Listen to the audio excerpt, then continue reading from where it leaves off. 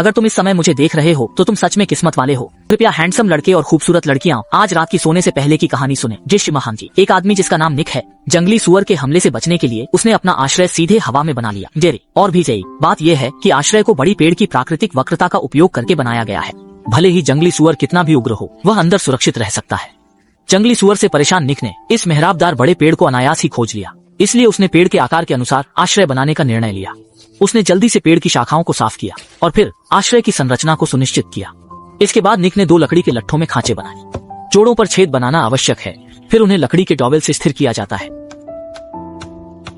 अंत में जोड़ को मजबूत करने के लिए जूट की रस्सी का उपयोग किया जाता है। इस प्रकार एक आश्रय का ढांचा तैयार हो जाता है।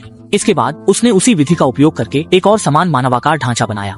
एक दूसरे के बीच की दूरी सुनिश्चित करने के बाद निक ने लकड़ी के लट्ठों का उपयोग करके ढांचे के निचले हिस्से को जोड़ा और अंत में केवल 2 बीमों का उपयोग करके ढांचों को एक साथ जोड़ना था। इस प्रकार आश्रय का ढांचा और फर्श तैयार हो गया। निक ने फर्श के लिए थोड़ी पतली लकड़ियों का चयन किया, जिन्हें बस व्यवस्थित रूप से रखकर स्थिर करना था। इस प्रकार भव्य फर्श तैयार हो गया। आश्रय की स्थिरता बढ़ाने के लिए निक ने आश्रय के निचले हिस्से में एक क्षैतिज बीम को स्थिर किया, जिससे यह 100 साल तक भी खड़ा रह सके। इसी सिद्धांत का उपयोग करते हुए निक ने आश्रय की दीवारें भी तैयार की। ऊपर नीचे जाने में आसानी के लिए उसने 2 लंबी गोल लकड़ियों को लगाया, फिर उन दोनों गोल लकड़ियों के बीच में एक क्षैतिज बीम को स्थिर किया। इस प्रकार एक उपयोगी सीढ़ी तैयार हो गई। सीढ़ी बनाने के बाद निक फिर से दीवारों के निर्माण के काम में जुट गया। 2.5 घंटे की मेहनत के बाद आश्रय की दीवारें आधे से अधिक बन चुकी थीं। और सावधान निक ने दरवाजे के फ्रेम के लिए जगह छोड़ना नहीं भूला। पूरी सुबह व्यस्त रहने के बाद निक थोड़ा थक गया था, इसलिए उसने एक पेड़ के ठूंठ का उपयोग करके एक स्विस मशाल बनाई। फिर उसने अपने लिए एक केतली में गर्म चाय बनाई। 1 कप गर्म चाय पीने के बाद निक में नई ऊर्जा आ गई। उसने पास में ही मिट्टी का एक ढेर पाया, उसमें पानी मिलाकर उसे गूंथा और एक चिपकने वाला पदार्थ बनाया, ताकि वह इसे आश्रय की दरारों को सील करने के लिए उपयोग कर सके।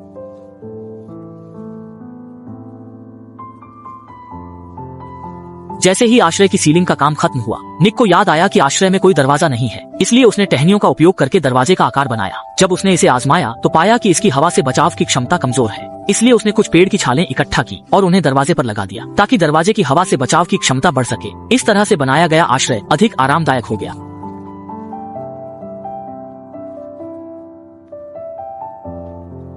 यह सब करने के बाद निक ने बहुत सारी सूखी पत्तियां इकट्ठा की और उन्हें फर्श पर बिछा दिया, ताकि वे उसके लिए एक नरम गद्दे का काम कर सकें।